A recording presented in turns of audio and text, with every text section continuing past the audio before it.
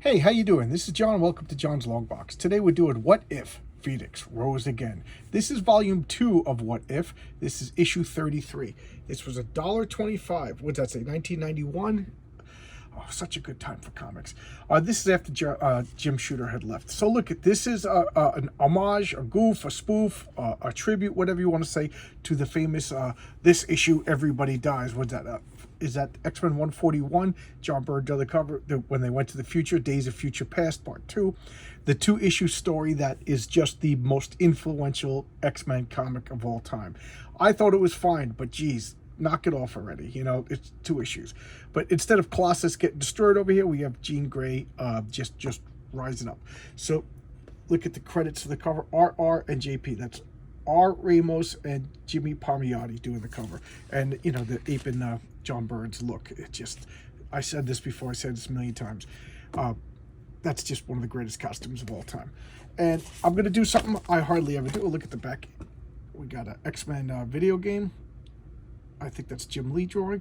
But I'm going to do something I hardly ever do. I'm going to go to the back first. Why? Because the credits are in the back. Here we have the writer is G. Caragoan, artist R. Ramos, inker J. Palmiotti, Jim Chang, R. Whitster Stacker, editor C. Anderson, and Tom DeFalco. Tom DeFalco took over after Jim Shooter left. So this is after the Jim Shooter years. I don't know who, with the exception of Jimmy Palmiotti, I don't really know who everybody is. Obviously, I know Tom DeFalco, but I showcased one of Tom DeFalco's comics. That was their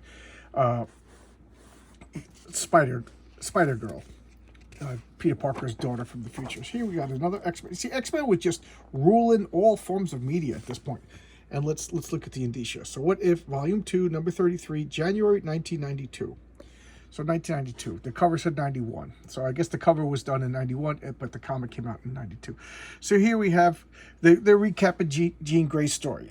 If you've been watching my channel for a while, you know I've been ranting about the Phoenix a lot lately. So this is Jean Grey Phoenix, and they talked about her story, about how she died in that famous X-Men 137, one of the greatest comics of all time. Here she is dying. She lost control of her powers, went berserkowitz, destroyed a planet, killed 5 billion innocent people, and then came back, and then the Shiar put her on trial, and she killed herself rather than let the X-Men die defending her through guilt. Excellent. Oh my God, just what a great story. And then they go and ruin it by making up, it wasn't really Jean Grey, it was the Phoenix Force.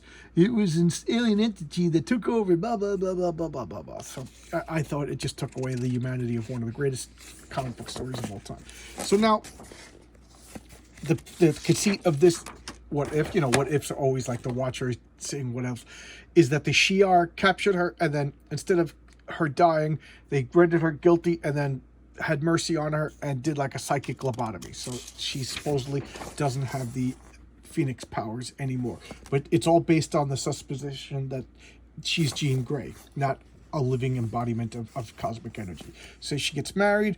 That's Rachel Summers, and she keeps dreaming about the Phoenix and her life, and she's living guilt because at this point, this is the Phoenix Force, and pretending to be Jean Grey, I just hate that. She's feeling guilty because in this version of reality, she killed Jean Grey when she took over her body. So there is no turning back. So just look at that great costume. So she's just, she lied. She went along with everything. Everybody thinks she doesn't have the powers, but now she has the powers, and she's just going about at night, and something's going on. And what happens is her daughter Rachel is only 9 months old, but a variation of the Phoenix Force, that's so stupid, aged her and then possessed her, and then but he really wants Jean Grey. So there's, I don't know, the once unique character of Jean Grey, the Phoenix, is now there's more than one Phoenix Force. I don't know, or energy could be divided or whatever. So it aged up the little girl to her mature that we know her from in our version in 616, and now they're fighting, and the winner is going to get all of the Phoenix Force and the superior body. So they're just fighting and fighting and fighting, and she just unleashes her powers and just rages full on, and she's just like, how dare you, you know, you can't do this. And what's going on? She finds out that it's really the Shadow King, that the Shadow King has been her enemy all along. The Shadow King is like the psychic entity that lives on the astral plane, and it influenced and amplified Mastermind's powers that unlocked Jean Grey into the Phoenix, and now she's taking revenge. So she uses her powers to go into the astral plane, and she's like, "Don't hurt me, mommy," and she knows that the Shadow King is just looking like Rachel, her daughter, and she just blasts the Shadow King away, which also kills Mastermind. And then Rachel is free from her, but now she only has the mind of a 9-year-old baby because that's her real age. So she uses her Phoenix Force to compress her body down and turn it back into a 9-year-old baby, a 9-month-old baby. And now she flies back home with her baby, and they're like, "What happened? What happened?" And everybody's like surprisingly cool with the fact that she comes walking in the door in the middle of the night carrying the baby, and nobody's supposed to know that she has powers. As far as they know, she lost all of her powers. But what's going on? What's the president? David Russell was elected president in 1988 on an anti-mutant platform. So it's like Senator Kelly, but worse. So now right away there's like a pogrom that everybody's got to register.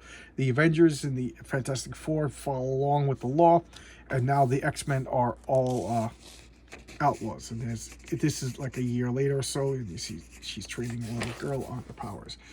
He's like, "All right, we got to go. You stay home." And she's like, "Okay."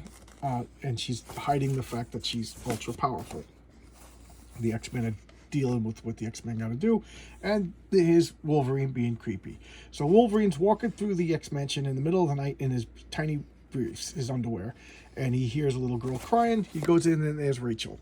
And she like, "Oh, I keep having dreams about fire and birds and blah, blah, blah." And then he's like, "Did you tell anybody?" He's like, "I haven't told anybody." And now she's hugging. So grown man comes walking in, 100-year-old grown man comes walking into a little girl's room in his underwear and gets hugged by the little girl. I don't know. And here's Jean Grey smoking. Mom, Greg smoking. Everybody know the Brady Bunch? So she's, of course, listening to all this because she's like all powerful. So she's like, I'm not having any of this. This can't be happening anymore. So she transforms, goes to the president, just, easy to bypass everything, and then uses the mental powers, and he's like, "Yeah, mutants are great. We all love mutants." Blah blah blah. He gets shot by one of his own like Secret Service agents. "Die, you mutie lover!" And who's now the president? Henry Gyrich, who's I've said it before. He's been like a bad guy. Well, he's the ultimate government bureaucrat, and he's always like gleefully enforcing the rules and regulations in the worst ways and throughout Marvel Comics. And he's just a jerk. So now he's now the president, and look at this. He's making Super Mark V Sentinels. And the Sentinels are going out. And the Sentinels, they immediately alter their program to anybody with superpowers must be destroyed. So that means the Avengers. Apparently it means robots. And the Fantastic Four, Doctor Doom. And they're just hunting them down and killing them all. So like, the X-Men are, they got wounded. They're doing triage. Xavier's at his wit's end, and Wolverine's like, what are you doing, Jean? She's like, nothing, blah, blah, blah. And boom, he just starts slapping her around. He's like, "We all know that you're the Phoenix." She's like, "Get away from me." So he knew that she was the Phoenix. Her scent didn't, her scent wasn't right. So he beat the truth out of her because not only is he creepy and goes into little girls' rooms in his underwear, he also beats up women. And so he's like, I'm going to save the world. I'm going to use my powers. And they kiss because she's a married mother. And that's, so X-Men just bothered me. And Stink, he stabs her. He's like, "You're not going to solve anything because we all know what's going to happen. You're going to lose control of your powers again and blah, blah, blah." And she's just like, "Well, you stabbed me right through the chest. That don't kill me, and I'm going to erase your memory." X-Men are terrible to each other, even in other dimensions. And they overheard this. "Mommy, what's going on?" And she's just like, "Well, I'm going to go solve this." So here goes the X-Men. She's going to run away. It's not enough that she just got stabbed or whatever. So she's going off to be by herself. And here comes the X-Men doing the Sentinels doing a conga line down to the X-Mansion. Meanwhile, she's hanging out in New Mexico, and they're fighting. And she's just contemplating the nature of the universe. They're all hurt. And they're planning an attack on the Master Mold, which is like the leader of it's the robot master computer that, you know, master and slaves, like they're all robots. So in computer terms, master and slave. So the master mold is the controlling program, computer, hard drive, whatever you want, and it's the Sentinels are always vastly powerful. So if you take out that one master mold, you defeat them all. And it's put himself into the Baxter building. So they're all going. Here comes Magneto. I'm going to help you. Never mind that you're a mass murdering terrorist. Okay, we like you now because X-Men don't follow the rules, and they're going to go attack the master mold. So the Sentinels attack. They're fighting. He gets paralyzed from the waist down. Little foreshadowing. And here comes Jean Grey to save the day. She's just blasting the hell out of them all. Just blasting the hell out of them all. So that's what she does. She just destroys every Sentinel. Look at that. She's just fighting around. And now well, she doesn't blow them up, but there are a couple of now they're doing like psychic assaults on her. That's confusing her. And then Nightcrawler teleports all the X-Men away and dies of a heart attack. And then, like, we got to do something. So Colossus grabs Kitty Pryde, and they do the old fastball special. She phases into the master mold and solidifies, destroying it. Boom! So the X-Men are all getting killed. And then she's just like, where's Kitty? Oh, never mind, we got to fight. So she's summoning the last of her powers and destroys the last of the Sentinels. And now they're all going back. All the Sentinels are destroyed. Everything's cool again. And he's just like, listen, I love you. You know, it doesn't matter. She goes, you're the one I married. You're the mother of my kid. Let's be one happy family. And here comes Destiny telling her, you know, you're going to lose control of your power. Maybe not today, maybe not tomorrow, but soon. And then you're going to destroy everything. The only place, you know, you could be free is in space, where you're not going to do any damage. So she flies away, and baby's crying. Magneto's now the leader of the X-Men because Xavier died, and she's living in space. Ta-da!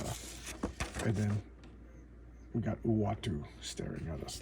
Let's do a close-up on that. Ta-da. And then we got the what's going on. These are all the Marvel comics. Some good Bill and Ted's Excellent Adventure. I never got that. And some Dungeons and Dragons. Was this a calendar, right? Oh no, this is a board game, right? Dungeons and Dragons Epic Adventures with. Okay, the new Dungeons and Dragons game. Cool. And I already showed you that. So there you go. What if the Phoenix rose again? I have a love-hate with the X-Men. Some of them are such good premises, but they go off the script. I don't know. If the Phoenix rose again, it should have been. They already showed like a couple of pages were drawn where Jean Grey survives 137. So they actually started doing 138 when Jim Shooter told them they had to change it. That Jean Grey had to die because she killed the whole planet of, you know, whatever. She had to face justice. So they should have picked up with those pages and then just told the story. And like Jean Grey, and then, I don't know. You know how I feel. I don't like the Phoenix Force. I think it just should have been her natural progression, that she's the Phoenix. She dies, she rises from her ashes, she gets super powerful again. So, you know, I'm kind of lukewarm on this story. I don't know. I went to it was nice out. Me and my wife went out for lunch today, and we saw that there was a flea market store nearby. So we went in there and I picked this up. So I just read this now, and now I'm showcasing it because it's just fresh in my memory. There you go. Nothing special. I have no emotional attachment to this, but I do like the What If series. There's some really good imaginative stories. Some of them are just off the rails, and I really do think that this was like Marvel's tryout book because they got a lot of names that I never heard of or again since this. Okay, see you tomorrow with another video, guys. And so many comments. Thanks a lot, guys. Please request something. My stack of showcase stuff is exhausted. I got to go through I take like 100 books, put them on the side, and pull them off. I got to go get the DC Who's Who. All right, I'll see you. Bye-bye.